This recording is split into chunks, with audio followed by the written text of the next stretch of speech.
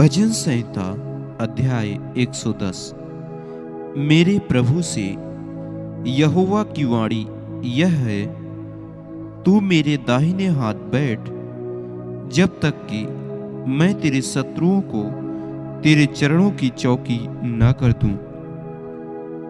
तेरे पराक्रम का राजदंड यहोवा सिय्योन से बढ़ाएगा। तू अपने शत्रुओं के बीच में शासन कर। तेरी प्रजा के लोग तेरे पराक्रम के दिन स्वेच्छा बलि बनते हैं। तेरे जवान लोग पवित्रता से शोभायमान और भोर के गर्भ से जन्मी हुई ओस के समान तेरे पास हैं। यहोवा ने शपथ खाई और न पछताएगा। तू मेल्कीसेदेक की रीति पर सर्वदा का याजक है। प्रभु तेरी दाहिनी ओर होकर अपने क्रोध के दिन राजाओं को चूर चूर कर देगा। वह जाति जाति में न्याय चुकाएगा। रणभूमि शवों से भर जाएगी। वह लंबे चौड़े देश के प्रधान को चूर चूर कर देगा। वह मार्ग में चलता हुआ नदी का जल पिएगा। इस कारण वह सिर को ऊंचा करेगा।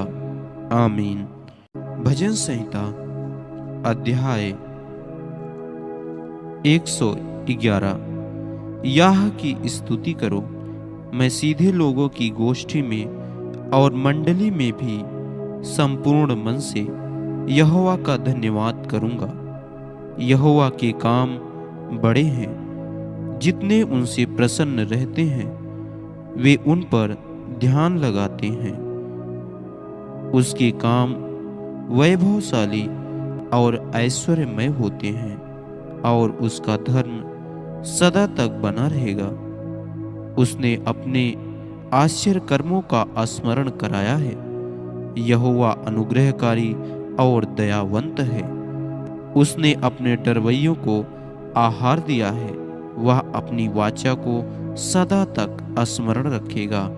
उसने अपनी प्रजा को जाति जाति का भाग देने के लिए अपने कामों का प्रताप दिखाया है। सच्चाई और न्याय उसके हाथों के काम हैं। उसके सब उपदेश विश्वास योग्य हैं। वे सदा सर्वदा अटल रहेंगे। वे सच्चाई और सिधाई से किए हुए हैं। उसने अपनी प्रजा का उद्धार किया है। उसने अपनी वाचा को सदा के लिए ठहराया है। उसका नाम पवित्र और भय योग्य है। बुद्धि का मूल यहोवा का भय है। जितने उसकी आज्ञाओं को मानते हैं उनकी बुद्धि अच्छी होती है। उसकी स्तुति सदा बनी रहेगी। आमीन। भजन संहिता अध्याय 113। याह की स्तुति करो। हे यहोवा के दासों, स्तुति करो। यहोवा के नाम की स्तुति करो। यहोवा का नाम अब से लेकर सर्वदा तक धन्य कहा जाए। उदयाचल से लेकर अस्ताचल तक यहोवा का नाम स्तुति के योग्य है। यहोवा सारी जातियों के ऊपर महान है और उसकी महिमा आकाश से भी ऊंची है। हमारे परमेश्वर यहोवा के तुल्य कौन है? वह तो ऊंचे पर विराजमान है और आकाश और पृथ्वी पर भी दृष्टि करने के लिए झुकता है। वह कंगाल को मिट्टी पर से और दरिद्र को घोड़े पर से उठाकर ऊंचा करता है कि उसको प्रधानों के संग अर्थात अपनी प्रजा के प्रधानों के संग बैठाए। वह बाँझ को घर में लड़कों की आनंद करने वाली माता बनाता है। याह की स्तुति करो। आमीन। भजन संहिता अध्याय 114। जब इज़राइल ने मिस्र से अर्थात याकूब के घराने ने अन्य भाषा वालों के मध्य से कूच किया, तब यहूदा यहोवा का पवित्र स्थान और इज़राइल उसके राज्य के लोग हो गए। समुद्र देखकर भागा यरदन नदी उल्टी बही, पहाड़ मेढ़ों के सामने उछलने लगे और पहाड़ियां भेड़ बकरियों के बच्चों के समान उछलने लगी। हे समुद्र, तुझे क्या हुआ कि तू भागा? हे यरदन, तुझे क्या हुआ कि तू उल्टी बही? हे पहाड़ों, तुम्हें क्या हुआ कि तुम भेड़ों के समान, और हे पहाड़ियों, तुम्हें क्या हुआ कि तुम भेड़ बकरियों के बच्चों के समान उछली? हे पृथ्वी, प्रभु के सामने, हाँ, याकूब के परमेश्वर के सामने थरथरा। वह चट्टान को जल का ताल, चकमक के पत्थर को जल का सोता बना डालता है। आमीन। भजन संहिता अध्याय 117। हे जाति जाति के सब लोगों, यहोवा की स्तुति करो। हे राज्य राज्य के सब लोगों, उसकी प्रशंसा करो, क्योंकि उसकी करुणा हमारे ऊपर प्रबल हुई है और यहोवा की सच्चाई सदा की है। याह की स्तुति करो। आमीन। भजन संहिता अध्याय 120। संकट के समय मैंने यहोवा को पुकारा और उसने मेरी सुन ली। हे यहोवा, झूठ बोलने वाले मुंह से और छली जीभ से मेरी रक्षा कर। हे छली जीभ, तुझको क्या मिले और तेरे साथ और क्या अधिक किया जाए? वीर के नुकीले तीर और झाओं के अंगारे, हाय हाय, क्योंकि मुझे मेशेक में परदेसी होकर रहना पड़ा और केदार के तंबुओं में बसना पड़ा है। बहुत समय से मुझको मेल के बैरियों के साथ बसना पड़ा है। मैं तो मेल चाहता हूँ, परंतु मेरे बोलते ही वे लड़ना चाहते हैं। आमीन।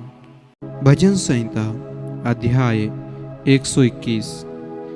मैं अपनी आंखें पर्वतों की ओर लगाऊंगा। मुझे सहायता कहाँ से मिलेगी?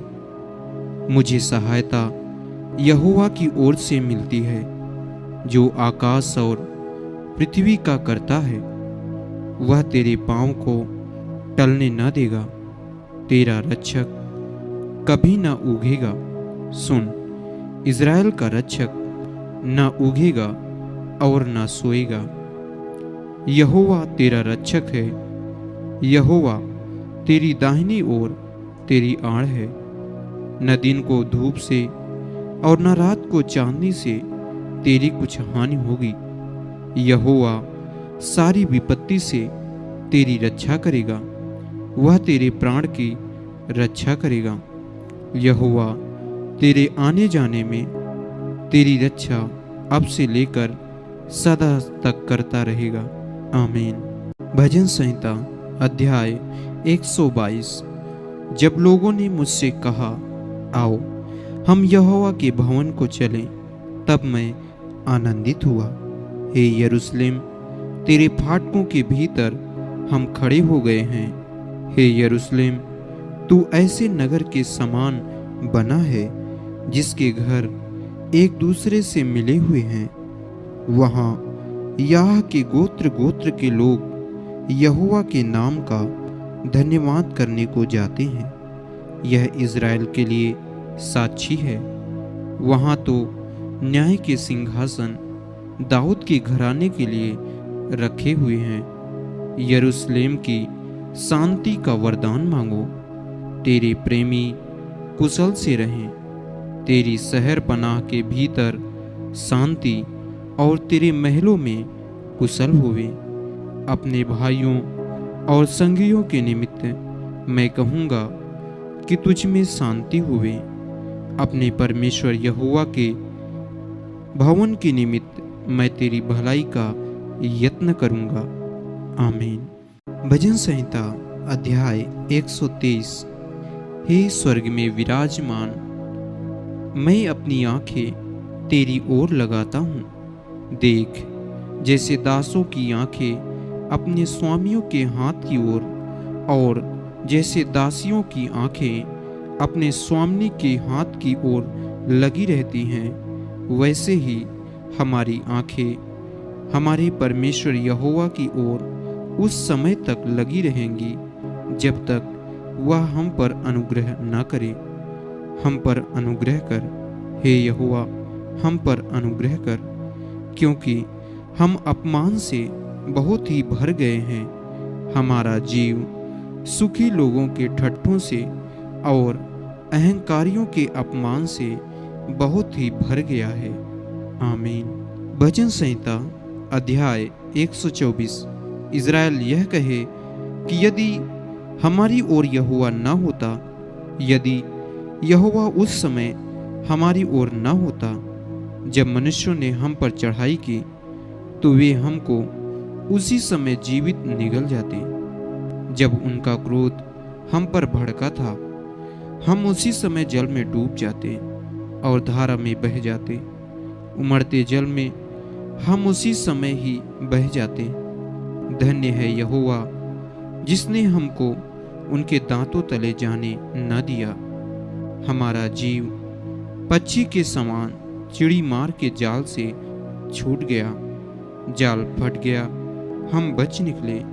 यहोवा जो आकाश और पृथ्वी का करता है, हमारी सहायता उसी के नाम से होती है।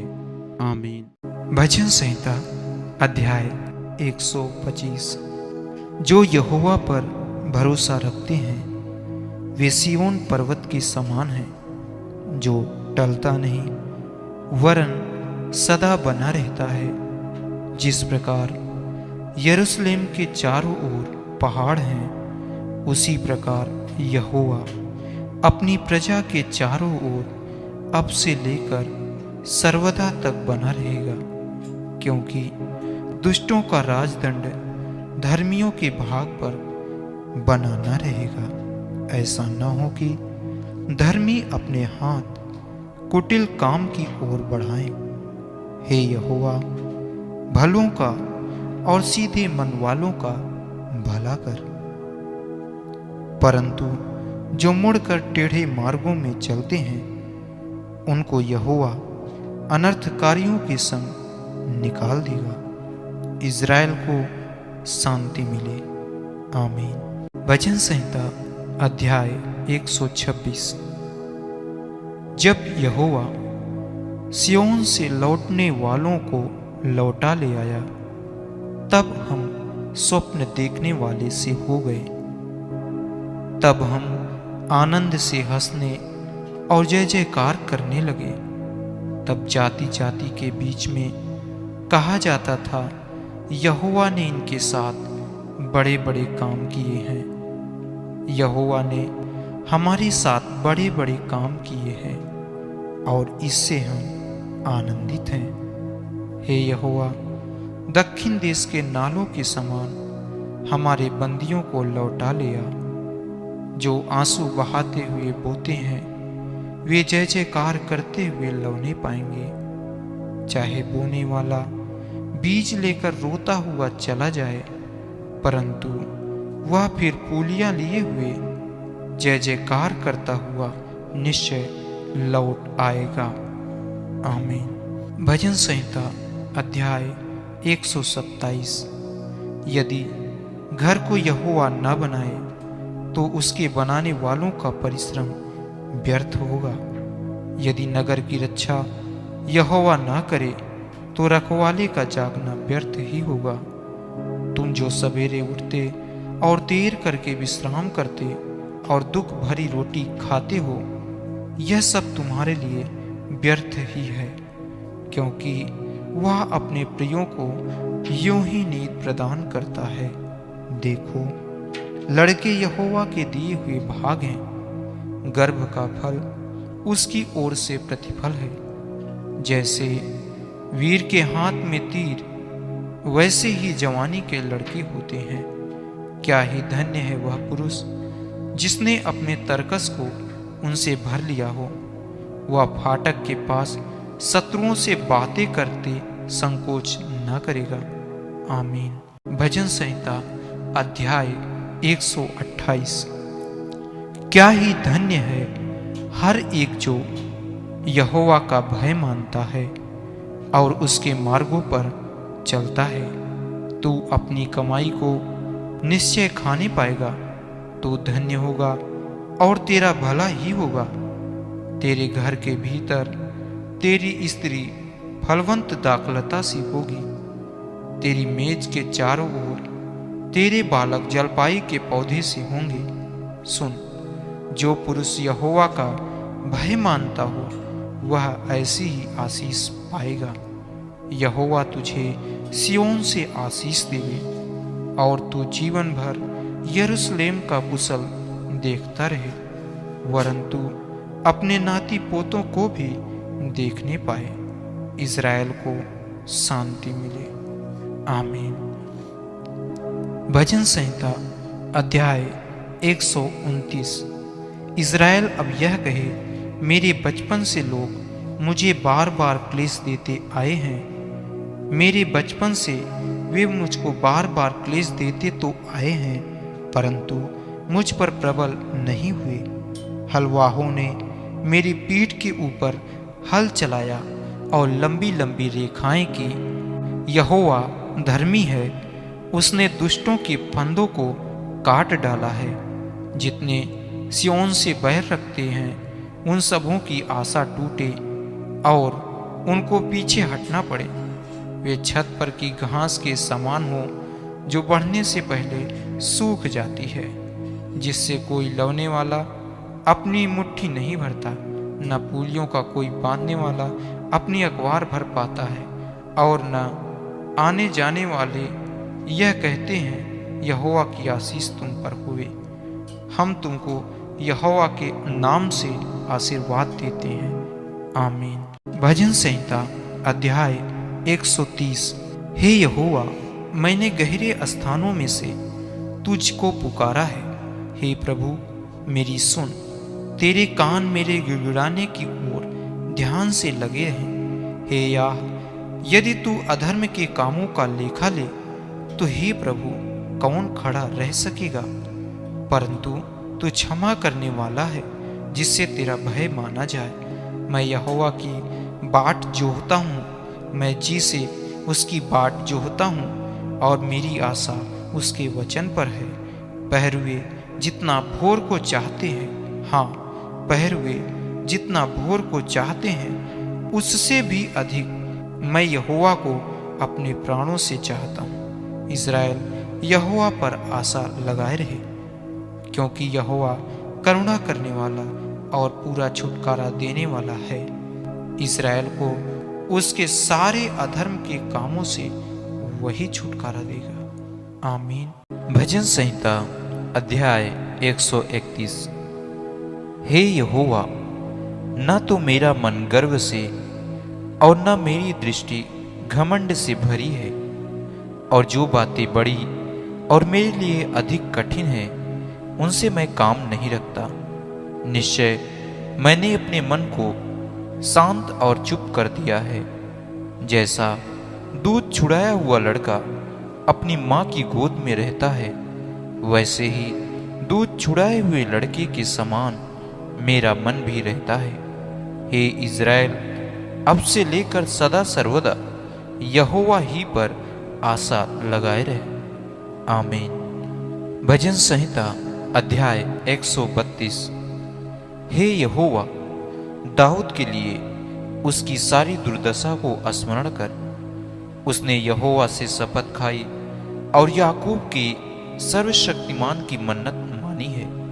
निश्चय मैं उस समय तक अपने घर में प्रवेश न करूंगा और न अपने पलंग पर चढ़ूंगा, न अपनी आंखों में नींद और न अपनी पलकों में झपकी आने दूंगा, जब तक मैं यहोवा के लिए एक स्थान अर्थात याकूब के सर्वशक्तिमान के लिए निवास स्थान न पाऊं। देखो, हमने एप्राता में इसकी चर्चा सुनी है, हमने इसको वन के खेतों में पाया है। आओ हम उसके निवास में प्रवेश करें, हम उसके चरणों की चौकी के आगे दंडवत करें। हे यहोवा, उठकर अपने विश्राम स्थान में अपनी सामर्थ्य के संदूक समेत आ। तेरे याजक धर्म के वस्त्र पहने रहें और तेरे भक्त लोग जय जयकार करें। अपने दास दाऊद के लिए अपने अभिषिक्त की प्रार्थना की अनसुनी न कर। यहोवा ने दाऊद से सच्ची शपथ खाई है और वह उससे न मुकरेगा। मैं तेरी गद्दी पर तेरे एक निज पुत्र को बैठाऊंगा। यदि तेरे वंश के लोग मेरी वाचा का पालन करें और जो चितौनी मैं उन्हें समझाऊंगा उस पर चलें, तो उनके वंश के लोग भी तेरी गद्दी पर युग युग बैठते चले जाएंगे। क्योंकि यहोवा ने सिय्योन को अपनाया है और उसे अपने निवास के लिए चाहा है। यह तो युग युग के लिए मेरा विश्राम स्थान है। यही मैं रहूंगा, क्योंकि मैंने इसको चाहा है। मैं इसमें की भोजन वस्तुओं पर अति आशीष दूंगा और इसके दरिद्रों को रोटी से तृप्त करूंगा। इसके याजकों को मैं उद्धार का वस्त्र पहनाऊंगा और इसके भक्त लोग ऊंचे स्वर से जय जयकार करेंगे। वहां मैं दाऊद का एक सींग उगाऊंगा। मैंने अपने अभिषिक्त के लिए एक दीपक तैयार कर रखा है। मैं उसके शत्रुओं को तो लज्जा का वस्त्र पहनाऊंगा, परंतु उसके सिर पर उसका मुकुट शोभायमान रहेगा। आमीन।